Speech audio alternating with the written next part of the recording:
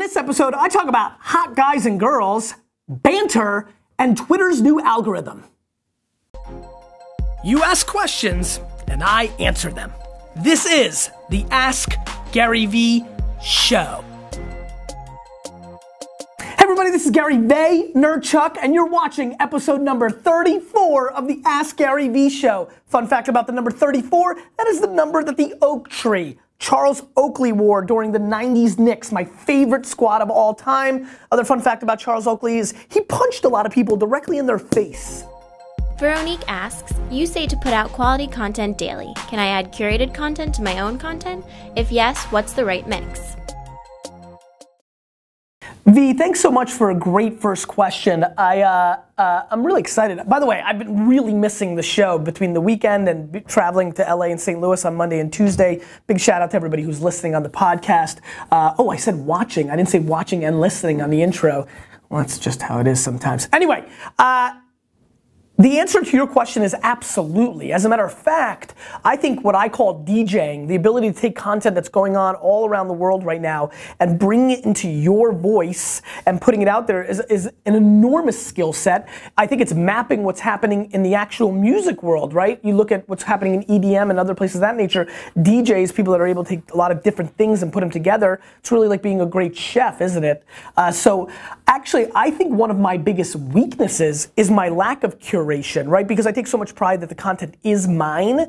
I haven't gone out and taken, articles from other people and then kind of jumped on top of that. I remember loving Tumblr. One of the reasons I invested in Tumblr way back when was the notion of reblogging, right? Like tumbling something. You hit somebody else's blog post and then you wrote your 2 cents on top of it. The retweet functionality with a quote and then you'd put your own 2 cents on Twitter, I think still has a lot more potential. They limit you to room. I'd love the ability to retweet and then have 140 characters and let the whole thing be 250 characters. Twitter, you should steal that because I think that would make Twitter much better. I think the adding of 2 cents has always been something that I think has been valuable. And you look at somebody like Guy Kawasaki, I mean, if you go look at his Twitter feed, it's all curation, right? He treats himself like a media company. It's almost not him, it's like the Guy Kawasaki, a network, and he's just putting out hundreds of tweets a day, it feels like, of just different articles, things of that nature, kind of like a human nuzzle.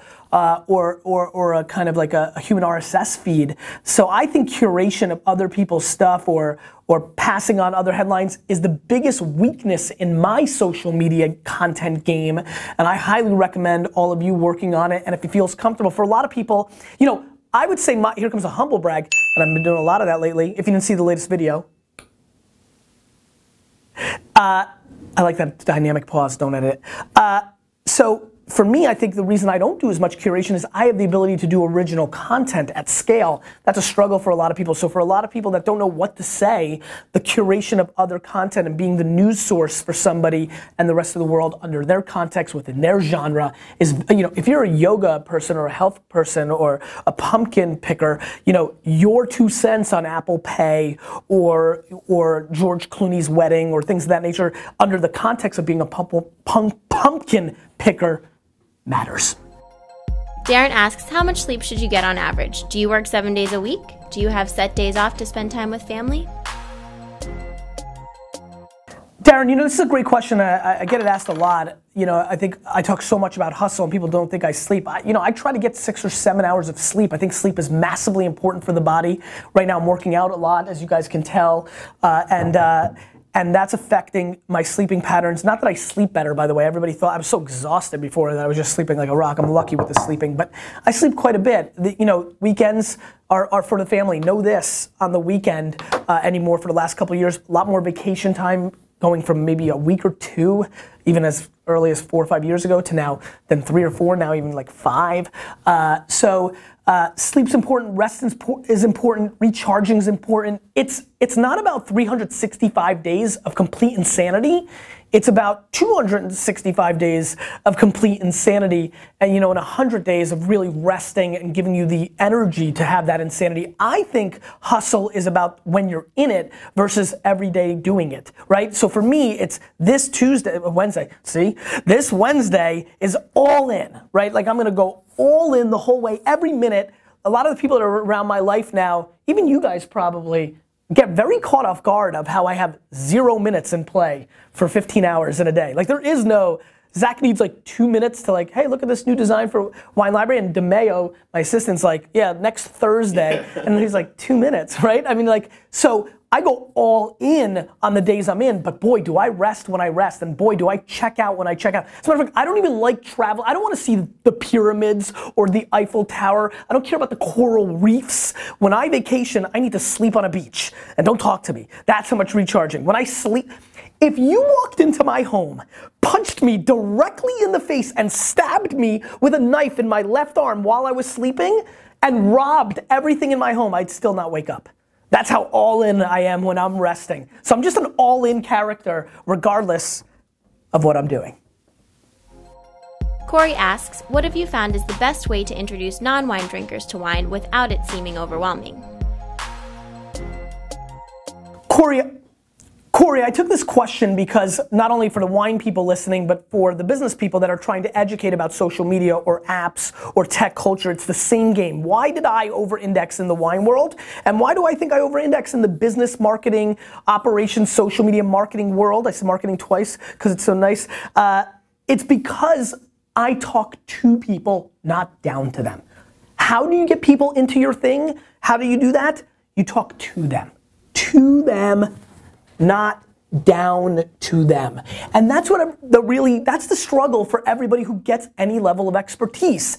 They get this expertise and they want to leverage it against their audience to establish, I'm here, you're here. I fully believe, and I can guarantee the comments coming right now, that one of the reasons people watch and listen to this show and have followed me for the last 7 years when I was educating about wine, intimidating subject, or social media, new intimidating subject to a lot of people, is I'm talking level set, right? I'm not imposing my expertise. I'm not making anybody feel bad that they don't know as much as me. Snickering, like, how could you ask me this question, Ricky? I don't do that, right? I understand that there's 99% of the world that I know jack crap about.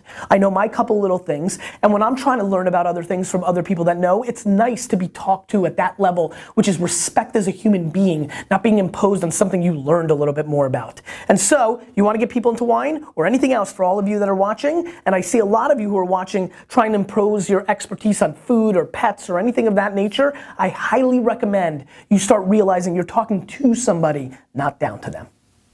Adam says, I understand that marketers ruin everything, but is Twitter's latest algorithm change going to damage the user experience and the essence of Twitter? Adam, congrats on getting on the show. Guys, let's give a huge shout out, a collective shout out in the comments, and go on Twitter and give him a shout out. Adam has hustled, has asked a lot of questions. He has persevered. He has taken my advice from some other episode recently where I just say, keep asking, keep asking, keep asking. He didn't give up. A lot of you have given up. A lot of you have stopped using the AskGaryVee hashtag to try to get on the show with your question because after 20 episodes, you didn't get on. Loser mentality. Winner mentality is Adam, who is completely over-indexed on asking over and over and over to get on the show. Big props to you, brother. The answer to your question. Life is very simple. Whether it's for Twitter showing you ads or Facebook, which has set this up for Twitter because they're following that notion of discovery. Whether it's dating the most attractive guy or girl you've ever dated before, but they actually aren't that nice of a person, and you actually just don't like them that much. This is more of a guy thing from what I can tell from my girlfriends, but like that notion, that same psychology plays out on this answer, which is the world is predicated on the value it's providing you versus what it's doing to you otherwise. Meaning, what, was that a dog? If you're listening, that was not a dog. From what we could tell. My friends, it's very simple. It's the value proposition. It's a seesaw. Does it kill Twitter? It kills Twitter for the people that don't value everything else that Twitter does and find 7 to 10 more tweets in their stream not valuable enough, right? When you're a young guy and you get that hottest girl that you've ever dated, she's so pretty, you don't care about that she's like hurting your feelings and mean to your friends and not letting you hang out with your friends and all. You let that all go because you value the beauty over that. And as you evolve, eventually, if she's the worst, you can finally, after the beauty subsides and you've calibrated the beauty, you go the other way. And that's just the way it is about life. You love your family so much that you let them get away with so much. That's the bottom line. Facebook has enough value in keeping up with your friends and has a lot of data to show you the stuff that you actually want to see, and that's why we're tolerating it. And you can tell me the kids are going off of it and they're on Snapchat and Instagram, and so are you, and that's fine, that makes sense. But Facebook's data shows the world. It's true, we're still on it at enough scale. If Twitter's unable to do that, or any other product in the world, Tumblr was very valuable to high school kids. It was a different creative place. They didn't make the shift to mobile fast enough and good enough, and they lost their value proposition when something else came along. What happens when the pretty girl with an awesome attitude comes along? And so the answer to this question, and you can see I've used human, kind of like what we all grew up with, kind of psychology, is very simple, which is it's all about the value prop, right? The second this show doesn't bring you enough value, you stop watching. Period. End of story. And that's what it's all about. And so Twitter has a challenge of making sure its product brings enough value that the little things that maybe don't bring you value still don't offset the value. Привет, Gary! My name's Raphael. I run a personal development YouTube channel. My question to you is, what would you do if you were starting over and building your personal brand all over again? Basically, getting the name GaryVee out there all over again. In this day and age, what would you do to go out there and really spread the word and to get yourself known?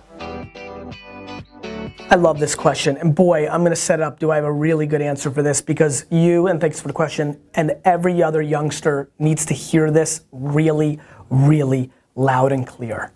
And this is not being disrespectful, because I was a 22-year-old genius business person in my mind because of what I did.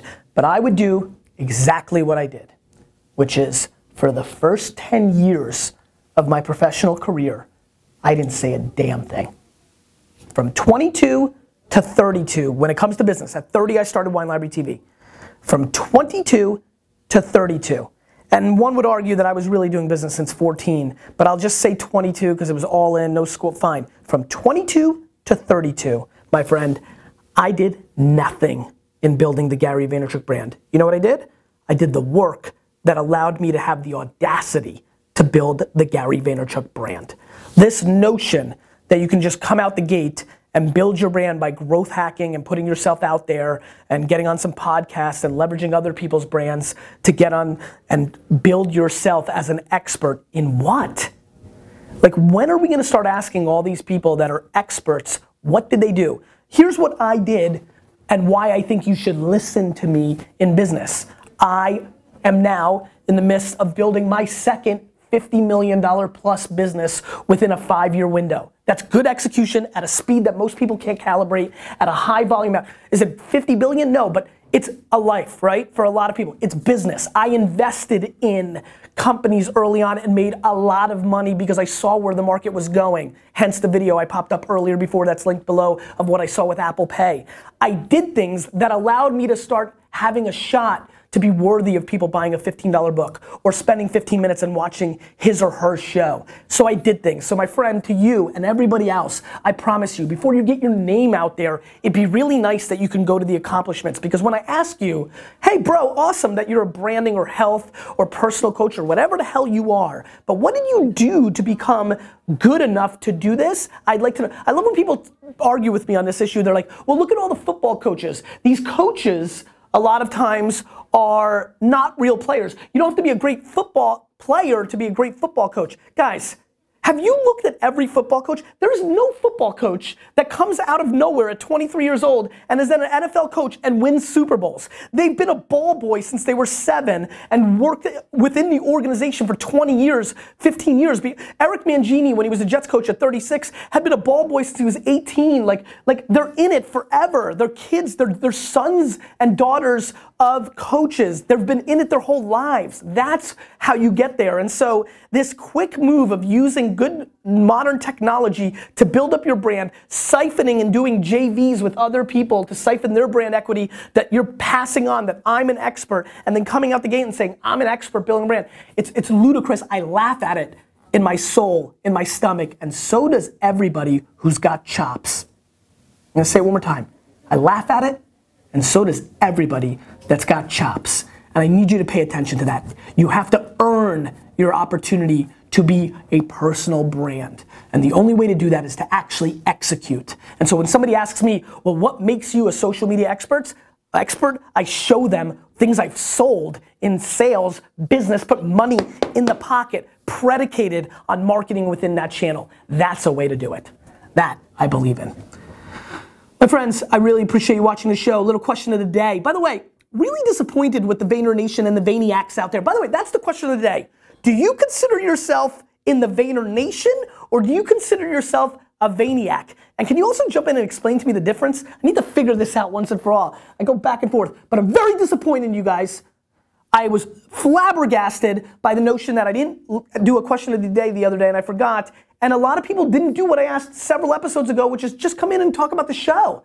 We need more talking in there. I've noticed a couple of you interacting with the rest of you in the YouTube, obviously comments for everybody who's listening right now. And I know you're listening on the podcast and I know you want to be audio first, but the show right now is, video first, and you've got to respect that. And more importantly, you're capable of going to YouTube and leaving a comment if you'd like. It's not you're crippled from just listening to it. I know you're in your car right now, but like when you get to the office, instead of sitting around and not doing anything the first 15 minutes, go to youtube.com/Gary Vaynerchuk and leave a goddamn comment. Just want to get that off my chest. Anyway, I need banter. I gotta give it to the Wine Library TV community, and it's gonna take us time. We're just starting, but like without a question today, there was banter. There was overall banter. My friends, I need banter. I like banter. Give me the banter. I actually hit myself harder. Actually hit myself harder than I wanted. All right, I'm getting stronger. Oh crap! Wait, subscribe. I need subscriptions because I can't push this many right hooks in social, so subscribe!